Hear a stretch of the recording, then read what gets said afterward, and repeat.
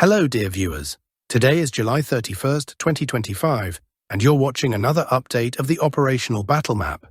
As of today, we are seeing a large number of developments and changes across nearly the entire front line. Even on the Kherson axis, notable events have taken place. Additionally, we've received information from the Oriciv, Pokrovsk, and southern Donetsk directions. There are also updates from the Siversk, Creminina, Kharkiv, and Sunumi sectors. We'll cover all these events in detail in this episode. Before we begin, I'd like to ask you to subscribe to the channel as usual. If you watch our videos regularly but haven't subscribed yet, please do so. Your support through subscriptions helps us grow and continue our work. Thank you to everyone who's already subscribed. Let's start with the Kherson direction. 6 airstrikes were recorded here, launched by the Russian aerospace forces. The strikes targeted the areas of Tarivka, Tarivka, Nikolska, Sadov, Antonivka, and also Kherson itself. Let me remind you that in this sector, only airstrikes and troop movements by both Russian and Ukrainian forces are recorded. In addition, Russian units advanced near the area of Pokrovsk. It was here that Russian troops raised the Russian Federation flag, marking the transfer of the territory under Russian control. The advance amounted to approximately 1 kilometer. Previously, this zone was controlled by the Ukrainian armed forces, despite being located on the left bank of the Dnipro. The Russian army had attempted to storm this area several times and, now, according to reports, the Ukrainian side claims to have repelled 5 attacks. Nevertheless, Russian forces have managed to secure forward positions, and it can now be confidently stated that all structures in this area are under Russian control.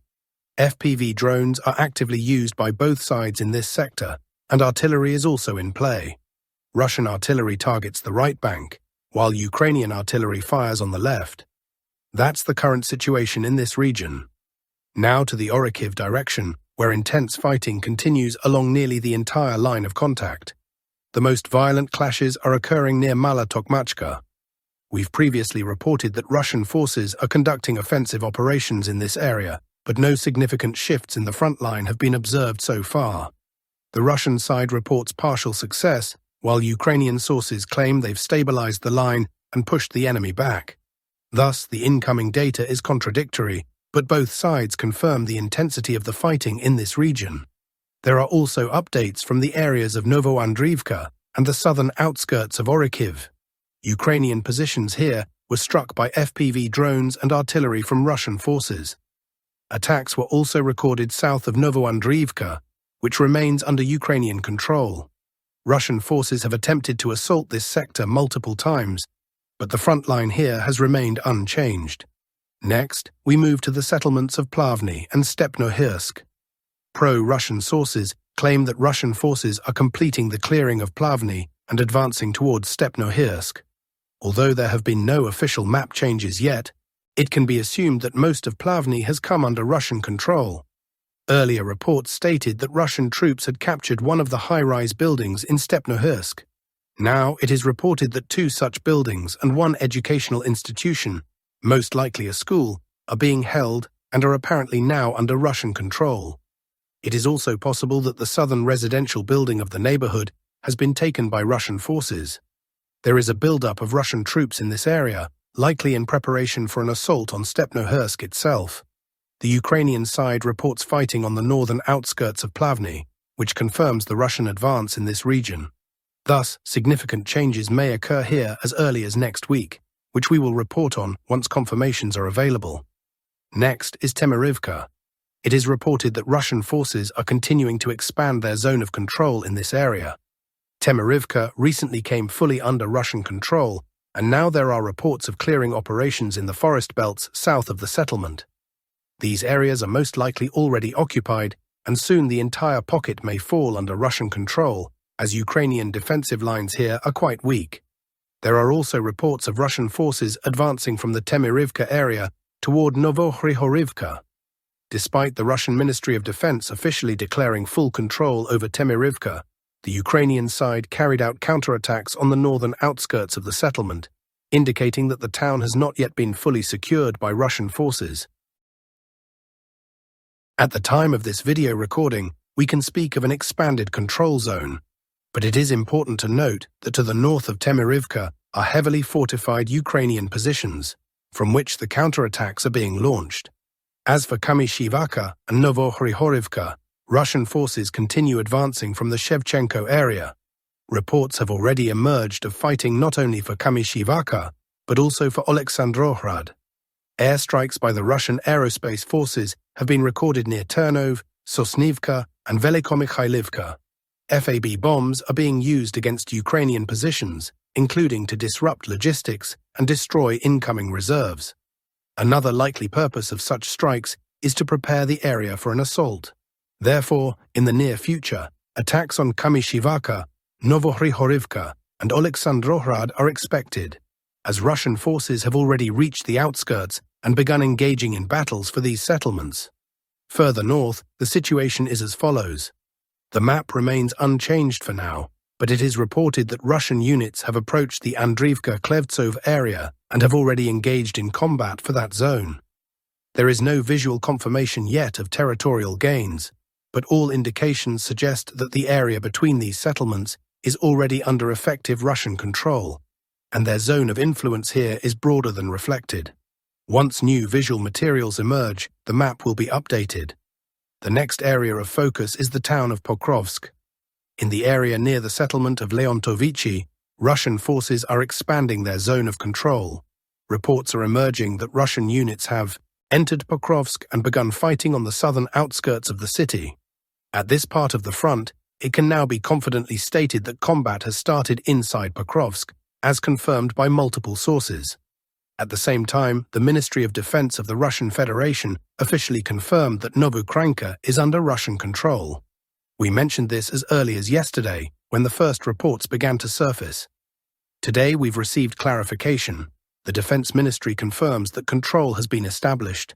Russian forces are already advancing in the direction of Tunishin, and all indicators suggest that this settlement may also be under Russian control, as strikes have already been recorded on the next target, Novopavlivka. Given the rapid pace of developments, an update to the combat map is expected shortly after exact confirmations are received. Please note that updates to the map usually come with a delay of 1 to 2 days after reliable information is collected. Next, we turn to Rodinska and Suketska. As previously reported, Russian forces are advancing in this direction. According to some reports, they have reached the outskirts of Rodinska. However, these claims are likely premature, as there are mines and industrial facilities nearby. It is highly probable that fighting is currently taking place for those facilities, and only after clearing them will Russian troops reach Rodinsk itself. It's possible that the term entry into the settlement refers to Russian control over the industrial zones on the outskirts. Russian forces have also been observed advancing in the Krasny Lyman area. This part of the front is actively changing. The first updates to the map appeared yesterday, and more confirmations are likely to come by this evening.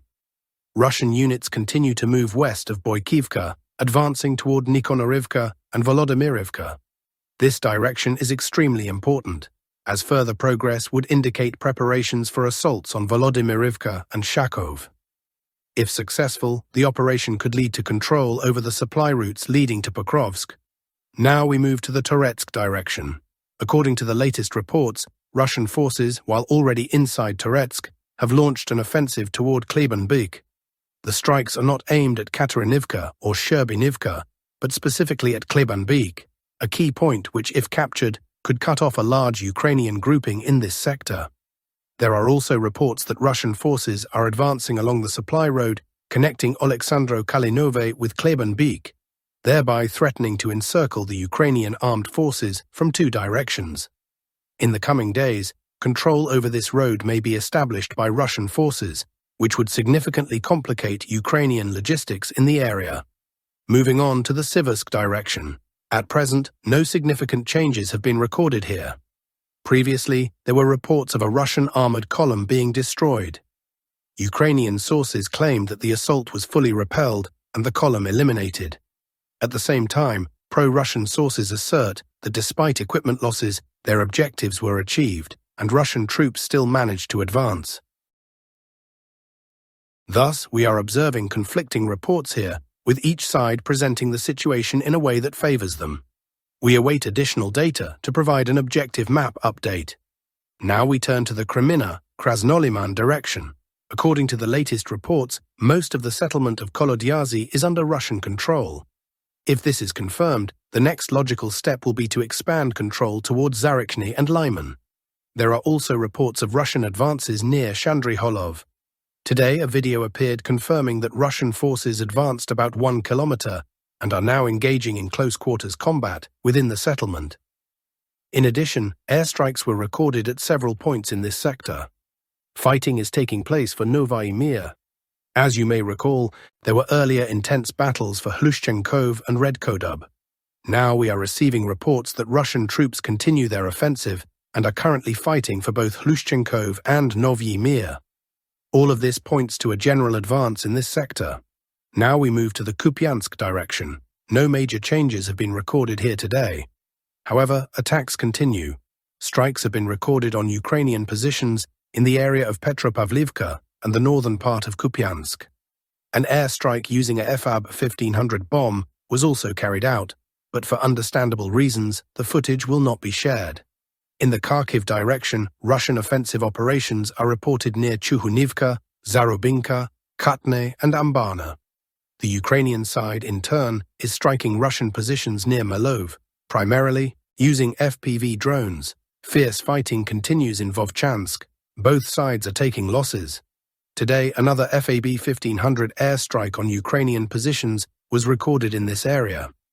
There have been no significant changes in Liptsy. Finally, we turn to the Sumy direction. Alarming reports are coming in. Ukrainian forces are redeploying elite reserves in preparation for an offensive toward Alexeyevka and Konstantinivka. Intense fighting is also taking place near Yunakivka.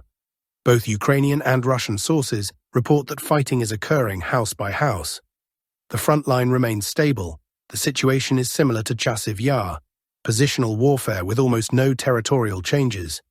No sudden developments are expected in this sector in the near future. That's all for today. Thank you for watching and see you in the next report.